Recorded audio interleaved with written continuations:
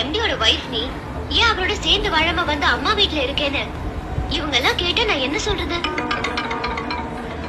இன்னைக்கு என் ஹஸ்பண்டுக்கு என்ன ஆச்சுன்னு தெரியல. அநியாயத்துக்கு வெக்கப்படுறாரு. பரவாயில்ல, நானே சொல்லிடுறேன். சில பேர் ஜாதி மாதிரி கல்யாணம் பண்ணுவாங்க, சில பேர் மதம் மாதிரி கல்யாணம் பண்ணுவாங்க. ஆனா எங்க கல்யாணம் சம்திங் டிஃபரெண்ட். மில்லேனியம் இயர்ல என் ஹஸ்பண்ட் கண்டுபிடிச்சது அக்ரிமெண்ட் கல்யாணம். அவரோட ஒரு வருஷம் பொண்டாட்டியா வாழணுங்கிறது தான், டெம்பரரி பொண்டாட்டியா வாழணுங்கிறது தான் அவரோட அக்ரிமெண்ட்.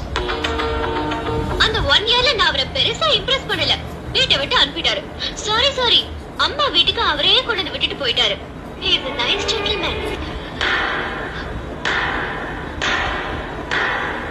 சபாஷ். இந்த 1 இயர் மேரேஜ் லைஃப்ல நீ பட்ட கஷ்டத்தை எமோஷனலா ஃபீலிங் குறையாம சிம்பத்தி கிரியேட் பண்ற மாதிரி ரொம்ப அழகா தெளிவா பேசின.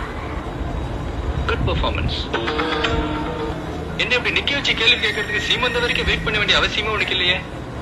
கல்யாணத்தன்னைக்கு உன் பக்கத்துல உட்காந்து தாலி கட்ட வந்தல்ல, அப்பவே தாலியை பிடிங்க வீசரிச்சுட்டு 1 இயர் உனக்கு அக்ரிமெண்ட் கொண்டாடி என்னால இருக்க முடியாதுன்னு சொல்லிட்டு காரி துப்பிட்டு போயிருக்க வேண்டியதானே. ஏன் போல?